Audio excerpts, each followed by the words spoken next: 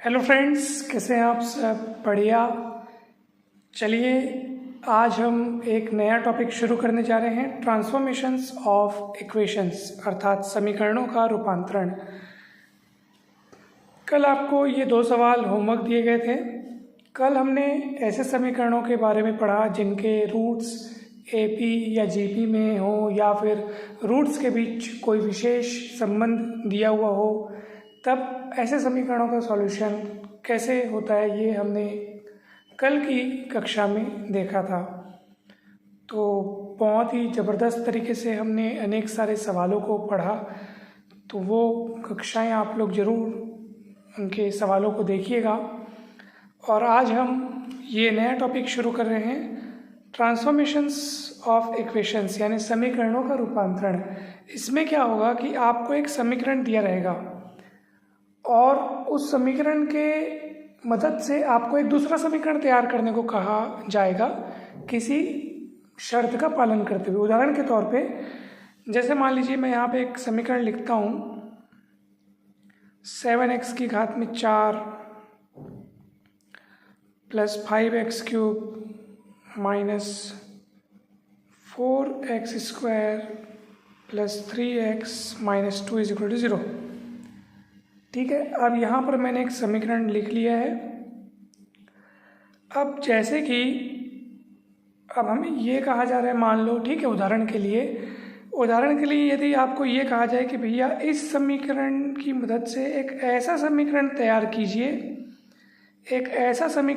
कीजिए जिसके रूट्स इस दिए हुए समीकरण के रूट्स के अपोजिट चिन्हों वाले हों।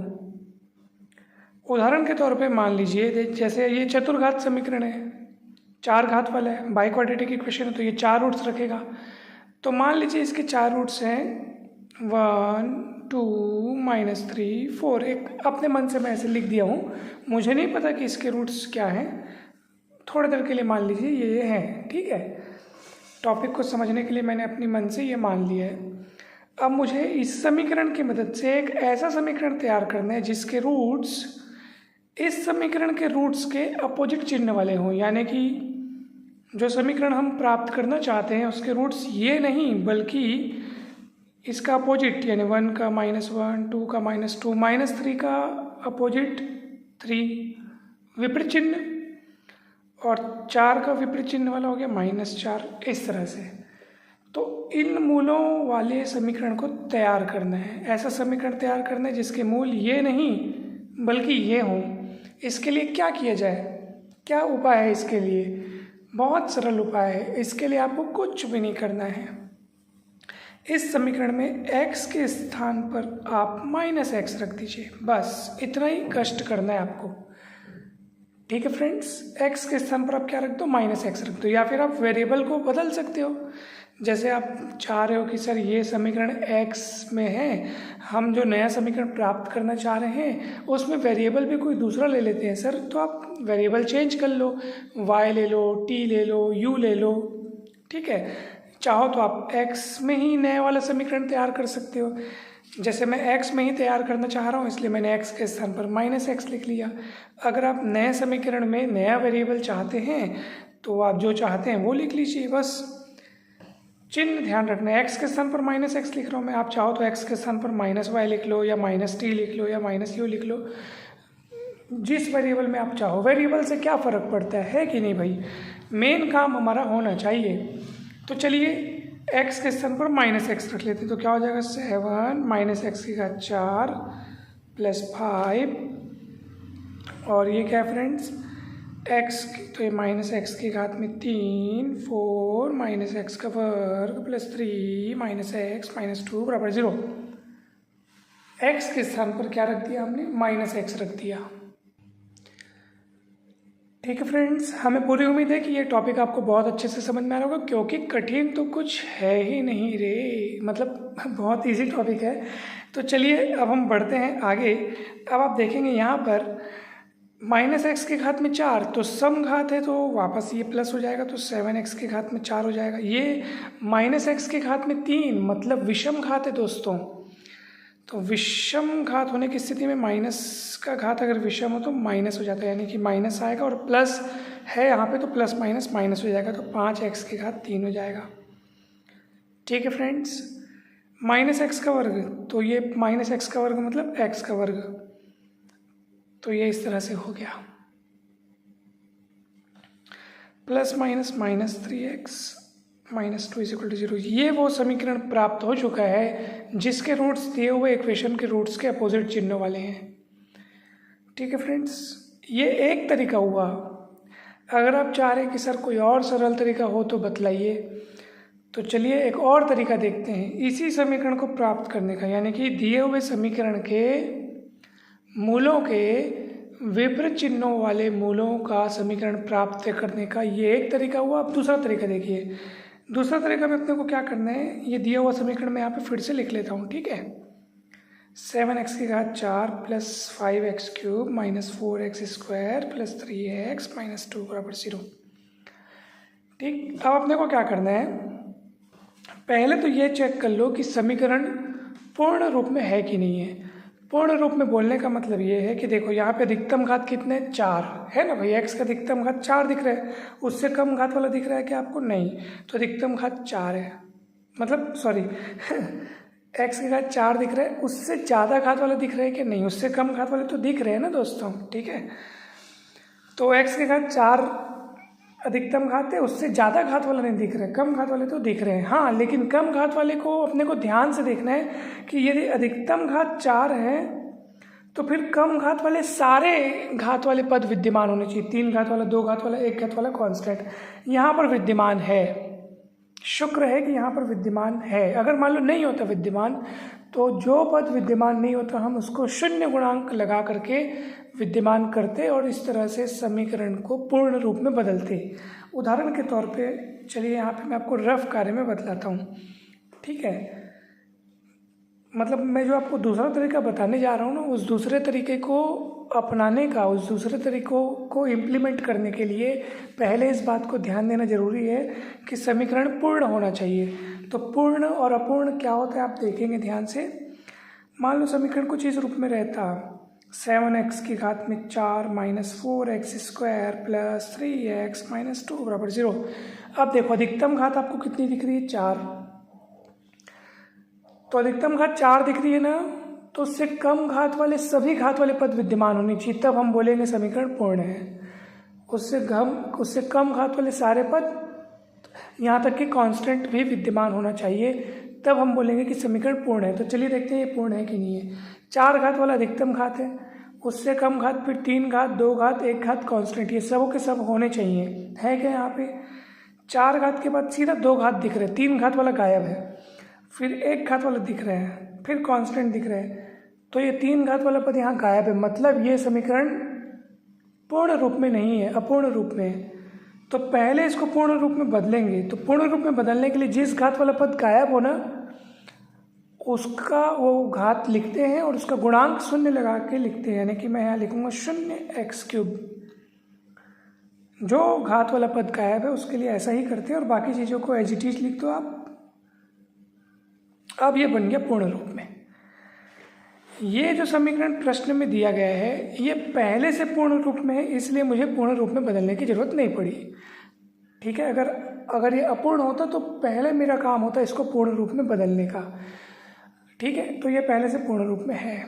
जब ये पूर्ण रूप में है, नहीं रहेगा अगर पूर्ण रूप में, तो आपको बदलना है और बदलने के पश्चात आपको एक काम करना है। वो क्या काम करना है, ध्यान से सुनिए। क्या काम करना है अपने को, पहले पद को छोड़ करके दूसरे पद से आपको चिन्ह बदलने का काम शुरू करना है। चिन्ह बदलते जाना है, लेकिन सभी पदों का नहीं, अल्टरनेटली शुरुआत करनी है दूसरे पद से। ध्यान से सुनिएगा, शुरुआत करनी है दूसरे पद से, फिर अल्टरनेट एक पद छोड़ के सभी पदों का चिन्ह बदलते जाओ। यानी कि जैसे शुरुआत यहाँ से करना है मेरे को दूसरे पद से, यानी इसका चिन्ह बदलूंगा, फिर इसका नहीं बदलूंगा, फिर इसका बदलूंगा, फिर इसका नहीं बदलूंगा। ठीक है फ्रेंड्स, एकांतर क्रम के पदों का चिन्ह बदलना है और शुरुआत करनी है दूसरे पद से, यानी पहले पद को तो छूना भी नहीं है अपने को। ठीक है, चलिए ये काम कीजिए आप। 7x की घात 4, दूसरे पद से शुरुआत करनी है, यानी इसका चिन्ह बदलेगा तो -5x3। फिर इसका चिन्ह नहीं बदलना है, इसका चिन्ह बदलना है, इसका चिन्ह नहीं बदलना है। ठीक है फ्रेंड्स, देखो इसका चिन्ह बदला, इसका चिन्ह एज इट इज, फिर है ना, इसका चिन्ह एज इट इज हुआ, फिर इसका चिन्ह बदला, अपन ने प्लस को माइनस किया, फिर इसका चिन्ह जस का तस रखा। इस तरह से आप देखेंगे आपको वो समीकरण प्राप्त हो चुका है जिसके मूल दिए हुए समीकरण, ये दिया हुआ समीकरण था ऊपर में, देखो उसी को मैंने यहाँ पे लिखा था। इस तरह से आपको वो समीकरण प्राप्त हो चुका है जिसके मूल दिए हुए समीकरणों के मूलों के व्युत्क्रम चिन्ह वाले हैं, अपोजिट चिन्ह। चिन्ह बस अपोजिट है ना, व्युत्क्रम मतलब ऐसा नहीं सोचना है कि उसका मूल 4 है तो इसका 1/4, ये ऐसा नहीं सोचना है। चिन्ह बस उल्टा रहेगा, अपोजिट विपरीत चिन्ह वाले। व्युत्क्रम शब्द न बोल करके आप विपरीत बोलो तो ज़्यादा अच्छा है, विपरीत चिन्ह वाले। ठीक है फ्रेंड्स, ऐसा समीकरण हमें प्राप्त हो चुका है जिसके मूल दिए हुए समीकरण के मूलों के विपरीत चिन्ह वाले हैं। तो आपने 2 तरीके सीख लिए। पहला तरीका क्या है, द्वितीय पद से शुरू करके एकांतर पद के चिन्हों को बदलना है। शुरुआत दूसरे टर्म से करनी है और एक एक छोड़ करके चिन्ह बदलते जाना है। या फिर ये तरीका आजमा लो, x के स्थान पर -x रख लो, तो देखो चीज़ वही मिली है। देखो यहाँ से भी पहले तरीके से भी वही चीज़ मिली है, वही समीकरण मिला है, और यहाँ से भी वही समीकरण मिला है, आप देख सकते हैं। ठीक है फ्रेंड्स, ये वाला जो तरीका था ना x के स्थान पर -x रखने वाला, उसमें ज़्यादा कुछ नियम नहीं था। इसमें एक नियम है, आपको समीकरण को पूर्ण रूप में बदलने के पश्चात आपको ये काम करना पड़ेगा। पूर्ण रूप में बदलने के पश्चात ही आप ये काम करेंगे, तभी सही होगा फ्रेंड्स। ठीक है, तो पूर्ण रूप में बदलने का अर्थ क्या है, ये आपको नीचे उदाहरण देकर यहाँ पे समझाया गया है। तो मुझे पूरी उम्मीद है कि इस तरह से ट्रांसफॉर्मेशन ऑफ इक्वेशंस का ये पहला पार्ट हुआ जिसमें हम ऐसे समीकरणों के बारे में पढ़ रहे हैं, यानी कि मतलब जिसमें हम किसी दिए हुए समीकरण का इस तरह से रूपांतरण कर रहे हैं कि नया वाला समीकरण के मूल दिए हुए पुराने समीकरण के मूलों के विपरीत चिन्ह वाले हैं। ठीक है फ्रेंड्स, तो चलिए ये एक तरह का ट्रांसफॉर्मेशन आपने सीखा। अब देखते हैं दूसरे तरह का ट्रांसफॉर्मेशन। सेकंड टाइप का जो ट्रांसफॉर्मेशन है, मतलब इसमें हम कुछ नया सीखेंगे। उसमें हम ये सीखें कि भैया चिन्ह अगर अपने को बदलने हो मूलों के, तो किस तरह से अपने को ट्रांसफॉर्म करना है। ठीक है, अब इसमें है अचर के द्वारा गुणित मूल, रूट्स मल्टीप्लाइड बाय कांस्टेंट के। ठीक है, इसमें क्या रहेगा, जैसे आपको कोई समीकरण दिया है, जैसे मान लीजिए मुझे दिया है 2x³ + 3x² - 4x + 1 = 0। ठीक है, ऐसे कुछ समीकरण मेरे को दिया हुआ है। अब मान लो प्रश्न में ये बोला जा रहा है कि भैया इस समीकरण की मदद से ऐसा समीकरण तैयार करो, इस समीकरण की मदद से ऐसा समीकरण तैयार करो जिसके रूट्स इस दिए हुए समीकरण के रूट्स के, इस दिए हुए समीकरण के मूलों के डबल है, यानी दोगुने हैं, दोगुने। उदाहरण के तौर पे जैसे इसके रूट से मान लो 1 2 3, एक बात की बात अपने मन से मैं लिखा हूँ, मुझे नहीं पता इसके रूट्स क्या होंगे। मान लो इसके रूट से 1 2 3, तो ऐसा समीकरण बनाओ जिसके रूट्स इससे डबल होंगे, यानी कि 2 4 6 होंगे। मतलब आप समझ गए होंगे कि हमको क्या करना है, हमको एक ऐसा समीकरण तैयार करना है जिसके रूट्स इस समीकरण के रूट्स के डबल। ठीक है, हो सकता है आपको ट्रिपल कहा जाए, है ना, तिगुने या चौगुने, जितना भी गुने कहा जाए, तो अपने को उस हिसाब से काम करना है। इसलिए मैंने के गुने यहाँ पे के लिख दिया है, वो के की जगह अभी 2 है क्योंकि 2 गुने करना है अपने को। ठीक है, तो इसके लिए क्या करना होगा, ध्यान से देखिएगा। यदि आप इस समीकरण के मूलों के दुगने मूल वाला समीकरण प्राप्त करना चाहते हैं, तो इस समीकरण को सबसे पहले तो आपको हमेशा ये याद रखना है कि समीकरण को पहले मेरे को पूर्ण बनाना है। तो मैंने एग्जाम्पल ऐसा ले रखा है जो पहले से पूर्ण है। क्यों पहले से पूर्ण है, क्योंकि इसमें अधिकतम घात कितनी है, 3। तो अधिकतम घात 3 है, तो उससे कम घात वाले सारे पद विद्यमान होने चाहिए। तो देखो है कि नहीं है, 3 घात 2 घात 1 घात कांस्टेंट, यस। उससे कम घात वाले सारे पद विद्यमान होने चाहिए, कांस्टेंट भी विद्यमान होना चाहिए, तब हम कहेंगे समीकरण पूर्ण है। पूर्ण यानी कंप्लीट। कंप्लीट नहीं होता तो समझ लीजिए कि पहले कंप्लीट बनाना है, उसके बाद वो काम करना है जो अभी आपको मैं बताने वाला हूँ, ठीक है। और कंप्लीट कैसे बनाते हैं, जिस घात वाला पद गायब हो उस घात वाला पद को लिखते हैं और सामने में उसका गुणांक शून्य लगाते हैं, जैसा कि अभी आपने पिछले पेज में सीखा। ये देखो यहाँ पे आपने सीखा ना, ठीक है फ्रेंड्स। तो चलिए अभी अपने को क्या करना है ध्यान से देखिए। तो ये पहले से कंप्लीट है ना, इसलिए मैं डायरेक्ट आपको वो काम बता रहा हूँ जो अपने को करना है। दुगने मूल वाला समीकरण अगर आपको प्राप्त करना है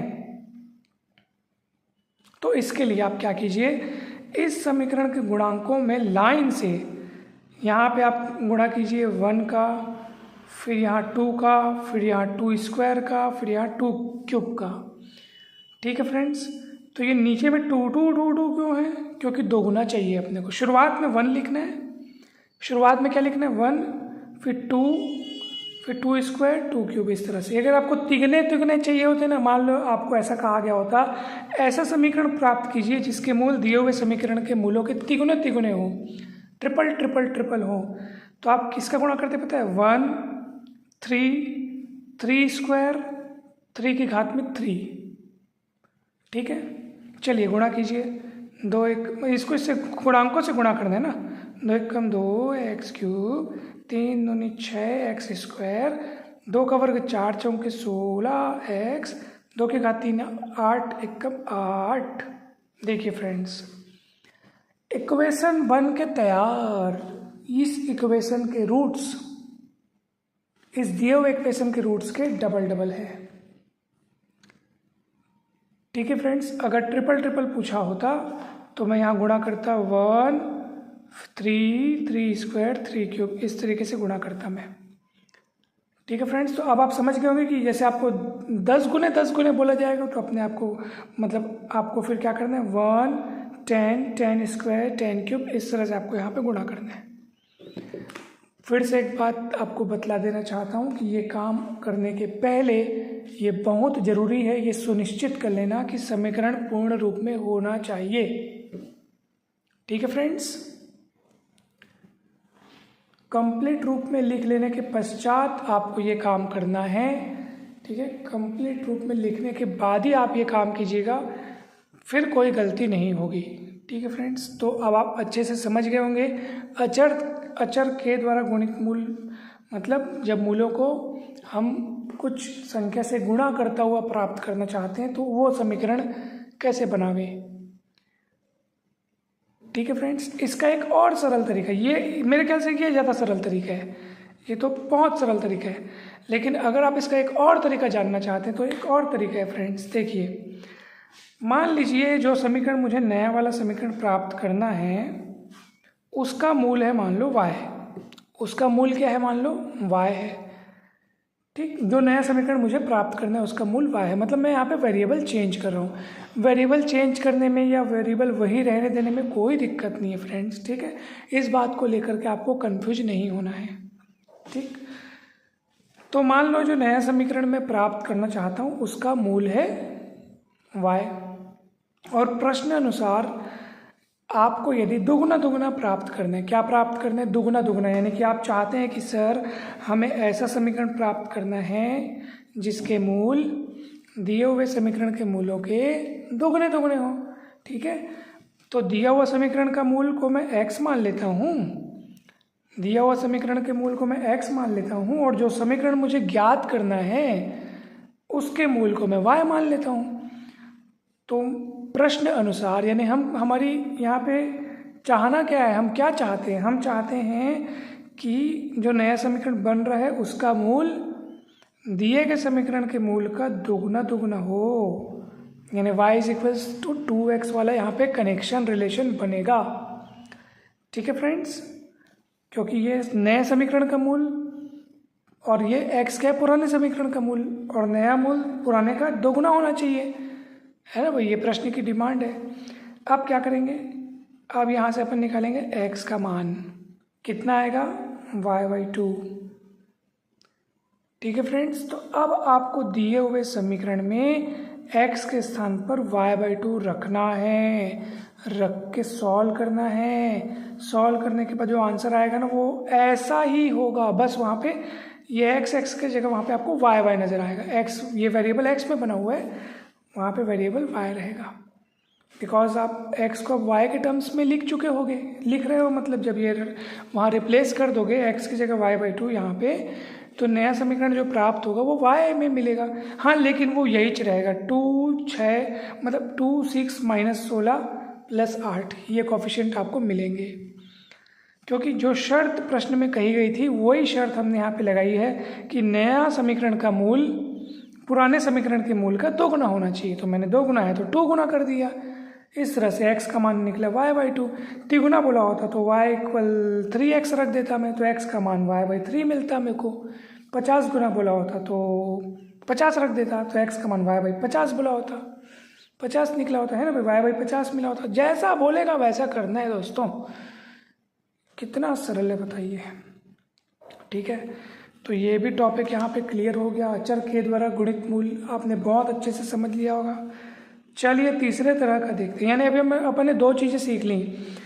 एक तो दिए हुए समीकरण के मूलों के विपरीत चिन्हों वाले मूल जब आपको ज्ञात करने हो, मतलब विपरीत चिन्हों वाले मूलों वाला समीकरण जब आपको ज्ञात करना हो, उसके लिए क्या करना चाहिए, इसके भी अपन 2 तरीके देख लिए। और एक तो अपन अचर के द्वारा गुणित मूल, इसके भी अपन ने 2 तरीके सीख लिए। जो आपको अच्छा लगे आप उसको अपनाइए। ठीक है, चलिए आगे बढ़ते हैं। अब फ्रेंड्स तीसरे कैटेगरी में हम देख रहे हैं ऐसा समीकरण प्राप्त करना, ऐसा समीकरण प्राप्त करना जिसके रूट्स दिए हुए समीकरण के रूट्स के व्युत्क्रम हो।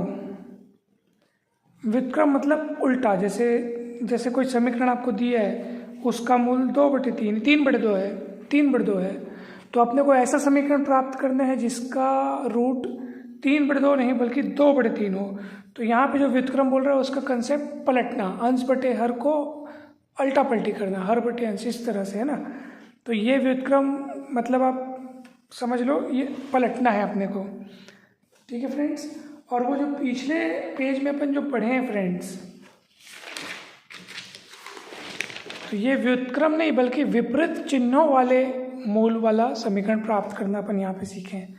देखो चिन्ह विपरीत, तो विपरीत चिन्ह वाला कंसेप्ट अलग होता है, और ये जो व्युत्क्रम वाला है, व्युत्क्रम में तो अल्टा पलटी करना है, 2/3 का 3/2, 4/5 का 5/4, इस तरह से है ना।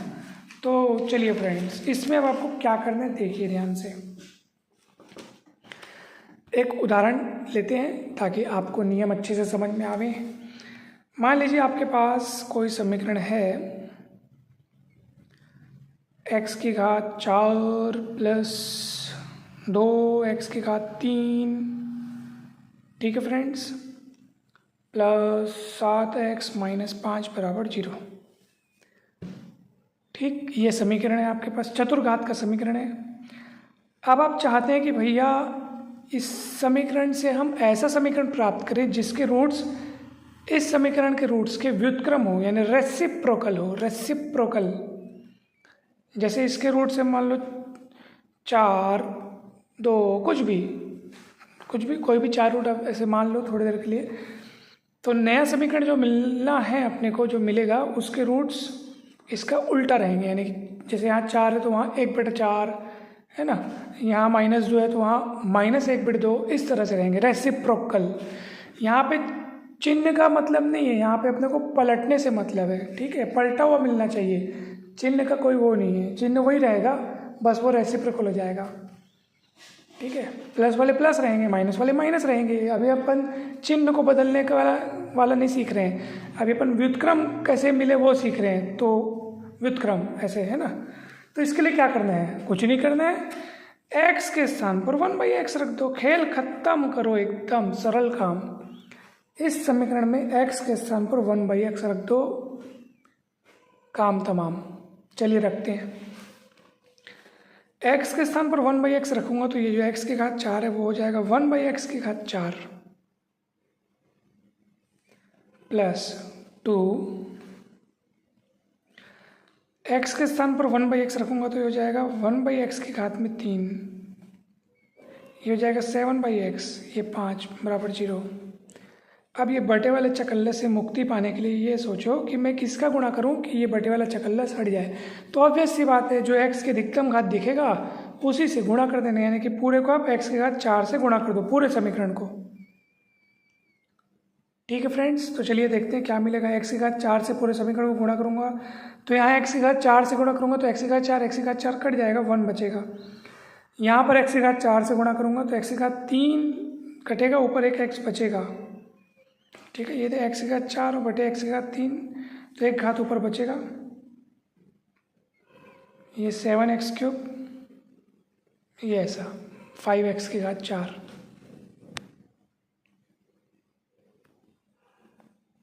बराबर में 0।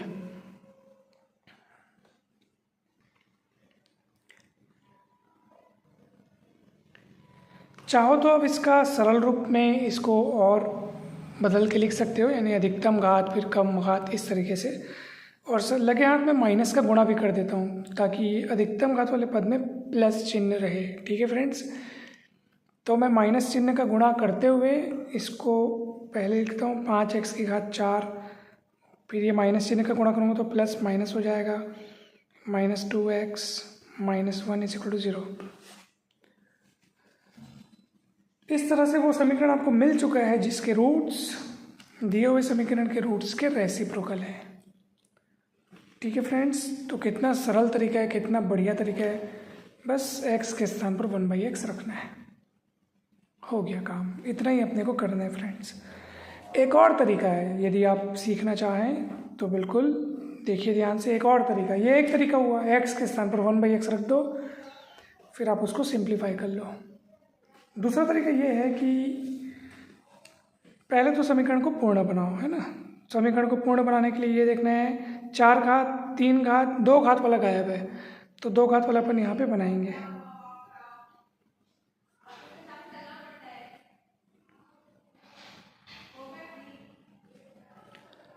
ठीक है फ्रेंड्स, 2 घात वाला पद गायब था तो 2 घात वाला पद मैंने लिखा है यहाँ पे। जब समीकरण पूर्ण बन जाए उसके बाद आपको क्या करना है, कुछ नहीं करना है, गुणांकों को अपोजिट ऑर्डर में लिखना है। जैसे अभी गुणांक कौन है, 1 2 0 7 -5। अब क्या हो जाएगा, -5 सबसे शुरू में आएगा, पद वहीं रहेंगे, x की घात 4 यहीं रहेगा, बस उसका गुणांक पीछे वाला सामने आ जाएगा। फिर 7 यहाँ सामने आएगा, ये x³ यहीं रहेगा। अपन गुणांकों को बस पलट रहे हैं, ठीक है। फिर इसके बाद 0 x² वो यहीं रहेगा क्योंकि सामने से पीछे से वही क्रम है इसका। फिर साथ में इस अब ये x तो वहीं रहेगा लेकिन गुणांक अब 2 आ जाएगा, क्योंकि मतलब अंतिम गुणांक शुरू में, फिर ये इधर, फिर ये इधर, फिर ये उधर, फिर उधर, ठीक। और प्लस लास्ट में 1। आपको वो समीकरण मिल चुका है। इतना ही सरल काम है। देखो ये पहला तरीका हुआ, x के स्थान पर 1/x रखने वाला। और ये दूसरा तरीका है कि समीकरण को पूर्ण बनाइए और गुणांकों को विपरीत ऑर्डर में लिख दीजिए, अपोजिट ऑर्डर में। अब इसको आप सिंप्लीफाई कर लो, माइनस का गुणा कर लो, तो 5x की घात 4, ये प्लस है तो -7x³। अब 0x² को उड़ा दो, इसका कोई काम नहीं है, उसका काम केवल चेंज करने तक के लिए था। फिर से उसको हटा सकते हो आप। ये +2x का -2x हो जाएगा और +1 का -1 हो जाएगा बराबर 0। आप देख लीजिए, यही मिला है, देख लो, ये देख लो, ये देखो वही मिला है यहाँ पे भी। तो ये एक तरीका हुआ। ये दूसरा तरीका हुआ, या तो आप x के स्थान पर 1/x रख दो और सिंप्लीफाई कर लो, या फिर समीकरण को कंप्लीट बनाइए और गुणांकों को अपोजिट ऑर्डर में लिखिए, पीछे वाला सामने, फिर सेकंड लास्ट सेकंड में आएगा, इस तरीके से। इस तरह से हम समीकरणों का रूपांतरण सीख लिए हैं। तीनों प्रकार हमने सीख लिए, और भी प्रकार बाकी हैं, उनको हम सीखेंगे अगली कक्षा में। फ़िलहाल हम इन प्रकारों से संबंधित कुछ सवाल सॉल्व करते हैं फ्रेंड्स, ठीक है। चलिए फ्रेंड्स, देखिए एक बहुत ही ज़बरदस्त सवाल यहाँ पर लिखा जा चुका है। Transform the equation 3x raise to the power 4 minus 4x cube plus 2x minus 1 is equal to 0 into another with leading coefficient unity and remaining coefficients as integers. प्रश्न का कहना है कि भैया इस समीकरण को एक ऐसे समीकरण में अपने को रूपांतरित करना है जिसका लीडिंग कोफिशिएंट यानी कि सबसे शुरू वाला जो गुणांक है, जो अधिकतम घात वाला गुणांक, वो यूनिटी होना चाहिए और अन्य सभी कोफिशिएंट्स जो हैं वो पूर्णांक होने चाहिए। मतलब यहाँ से 3 को हटाना भी है और अन्य सभी गुणांकों की जगह पूर्णांक रखना है। कैसे किया जाए भाई, चलिए देखते हैं। ये दिया हुआ समीकरण है फ्रेंड्स, देखिए बहुत ही सरल तरीका है। आप सोचेंगे सर लीडिंग कोफिशिएंट यूनिटी होना चाहिए, यानी लीडिंग कोफिशिएंट यानी कि जो अधिकतम घात वाला जो गुणांक है, सबसे पहला नंबर का गुणांक, अग्रक गुणांक जिसको अपन कहते हैं शुद्ध हिंदी में, लीडिंग कोफिशिएंट यानी जो लीड कर रहा है, जो अग्रता निभा रहा है, जो आगे है, जो सबसे शुरू में है, तो वो यहाँ पर 3 है, उसको यूनिटी बनाना है। तो सामान्य बुद्धि तो यही कहेगी कि 3 का भाग कर दो समीकरण में, है ना। अगर हम सामान्य बुद्धि दौड़ाएं, सामान्य दिमाग लगाएं, तो हमारा दिमाग यही कहेगा कि 3 को हटाना है तो पूरे समीकरण में 3 से भाग दे दो। लेकिन ये तो सोचो कि अगर पूरे समीकरण में मैं 3 से भाग दूंगा तो ये तो चलो 3 से भाग होकर के 1 हो जाएगा। यहाँ पे आपको मिलेगा 4/3 माइनस चिन्ह के साथ, फिर यहाँ मिलेगा 2/3, यहाँ मिलेगा -1/3। तो ये बटा बटा वाला चकल्लस आ जाएगा ना दोस्तों। ये आपको अपूर्णांक मिले हैं, ये पर भिन्नात्मक संख्याएं मिली हैं। अपने को तो बाकी गुणांक भी क्या चाहिए, बोले ना रिमेनिंग कोफिशिएंट इंटीजर चाहिए भैया। तब क्या किया जाए, तो क्या किया जाए, तो सोचो जरा सोचो कि क्या होता अगर 3 में कॉमन निकालने का सोचता। तो आप बोलोगे सर 3 कॉमन जरूर निकाल सकते हो, निकले तब तो अवश्य ही बाकी कोफिशिएंट 3 के गुणज होने चाहिए, तभी 3 कॉमन आसानी से निकल सकता है। अब वो 3 के गुणज मतलब 3 के पहाड़े वाले होने चाहिए। अब वो कैसे होंगे, इसलिए मैं क्या करता हूँ, मैं एक काम करता हूँ, मैं इस समीकरण का रूपांतरण करके एक ऐसा समीकरण तैयार कर देता हूँ जिसके रूट्स इस समीकरण के रूट्स के 3-3 गुने हों। कितने गुने हो, 3-3 गुने हो। इस तरह से क्या होगा, सभी कोफिशिएंट, पहला वाला तो 3 है, अन्य कोफिशिएंट में भी आपको 3 के मल्टीपल्स मिलेंगे, जिसकी मदद से फिर आप सब में से 3 कॉमन आसानी से निकाल सकते हैं और आपका ये लक्ष्य पूरा हो जाएगा। देखिए कैसे, अगर आप में से जैसे आपको लग रहा है कि डाउट है सर समझ नहीं आया, तो आप चिंता मत करें, आप देखिए काम होने दीजिए, आपको पूरा समझ में आ जाएगा।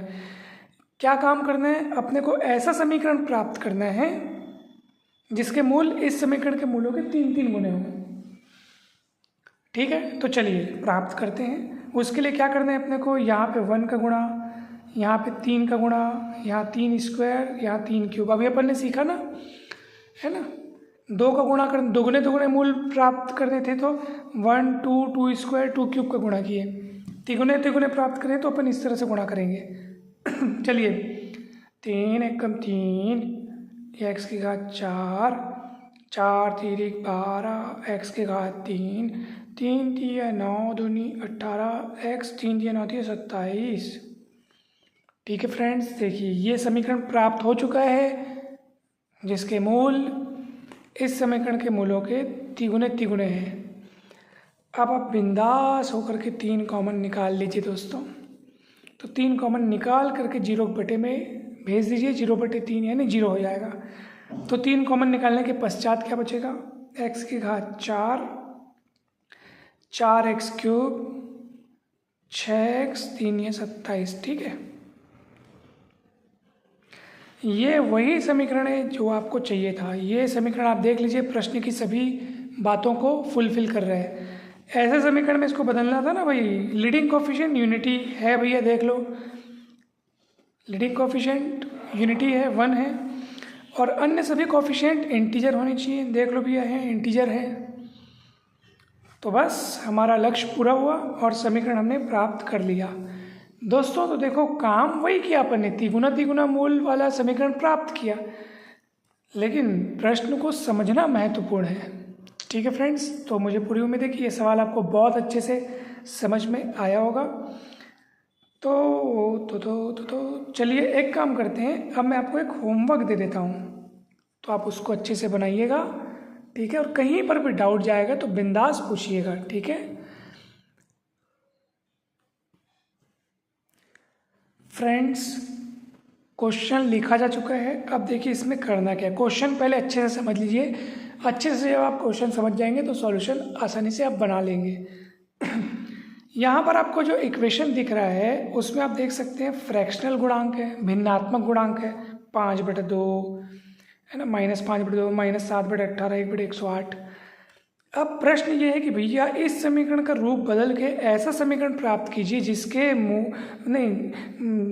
जिसके गुणांक पूर्णांक हो, इंटीजर्स हो, बटे वाला चकल्लस हट जाए, वहाँ से भिन्नात्मक गुणांकों वाला चकल्लस हट जाए। ठीक है, आपको ऐसे समीकरण में इसको रूपांतरित करना है जिसके गुणांक पूर्णांक हो, इंटीजर कोफिशिएंट।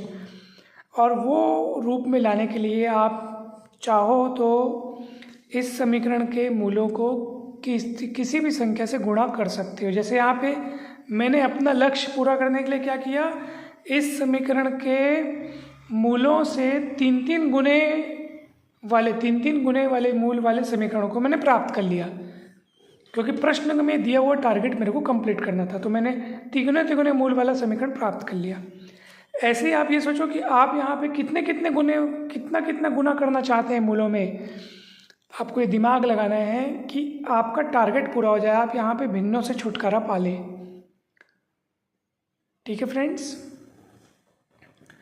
तो आपको ये दिमाग लगाना है कि मैं इस समीकरण के मूलों को किससे गुणा करूँ। ठीक है, कितने गुणित वाले मूल मैं प्राप्त करूँ और फिर वो समीकरण प्राप्त करूँ जिससे मेरा यहाँ पे भिन्न संख्याओं से छुटकारा हो जाए। क्योंकि आप जितने भी गुणित वाला करेंगे वो सब यहाँ पे गुणा होता जाता है ना, तो आपको दिमाग लगाना है कि भैया ये सब कटता कुटता जाए सब।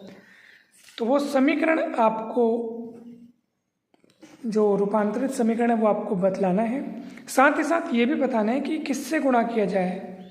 जैसे यहाँ तिगुने किए गए, यहाँ कितने गुणे किए जाएँ। ठीक है, तो ये आपका होमवर्क है फ्रेंड्स। तो मुझे पूरी उम्मीद है कि आज की ये कक्षा आपके लिए काफ़ी अधिक लाभदायक साबित हुई होगी फ्रेंड्स। कहीं पर भी डाउट आए तो आप बेझिझक ज़रूर हमसे पूछ सकते हैं, और YouTube चैनल को ज़रूर सब्सक्राइब कीजिएगा मैथ्स की चीज़ों में बारीकी से जानकारी प्राप्त करने के लिए। साथ ही साथ आपको अपने अध्ययन स्तर को एक नई ऊंचाइयों तक ले जाने के लिए वो चैनल मदद करेगा। तो YouTube channel maths master Mukesh को अवश्य सब्सक्राइब कीजिएगा। चैनल को सब्सक्राइब करने के आपको अनेक सारे लाभ मिलेंगे। साथ ही साथ आप कोई भी आपको समस्या हो, कोई भी डाउट हो, कुछ भी पूछना हो तो आप सीधे व्हाट्सएप पे संपर्क करके हमसे पूछ सकते हैं 8871420304। ठीक है फ्रेंड्स, तो एक तो होमवर्क ये हुआ। मेरा मन कर रहा है कि मैं आपको एक होमवर्क और दे दूं, क्योंकि आपकी जितनी अधिक अच्छे से प्रैक्टिस होगी उतना ही अच्छा आप इसमें पकड़ बना पाएंगे इस टॉपिक्स में। फ्रेंड्स, यहाँ पर आपको एक समीकरण दिखाई दे रहा है। ठीक है, अब प्रश्न को ध्यान से सुनिएगा कि इसमें अपने को करना क्या है। आपको एक ऐसा समीकरण प्राप्त करना है जिसके मूल इस दिए हुए समीकरण के मूलों के दुगने से 3 अधिक होना चाहिए। ठीक है फ्रेंड्स, थोड़ा दिमाग लगाइएगा, बहुत आसानी से बन जाएगा, एकदम सरल है। फिर से क्वेश्चन दोहराता हूँ।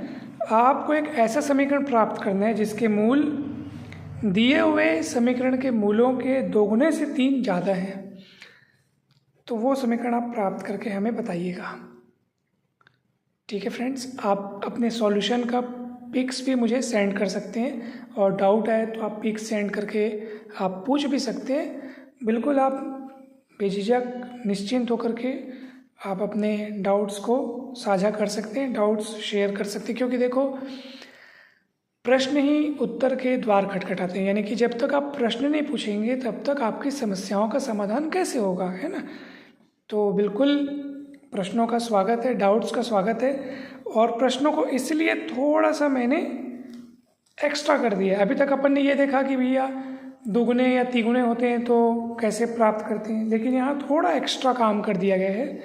आपको ऐसे समीकरण प्राप्त करना है जिसके रूट्स इसके रूट्स के 2 गुने से 3 ज़्यादा हों। ठीक है फ्रेंड्स, तो ये भी होमवर्क ज़रूर बनाइएगा। कोई भी दिक्कत जाएगा तो ज़रूर बताइएगा दोस्तों, ठीक है।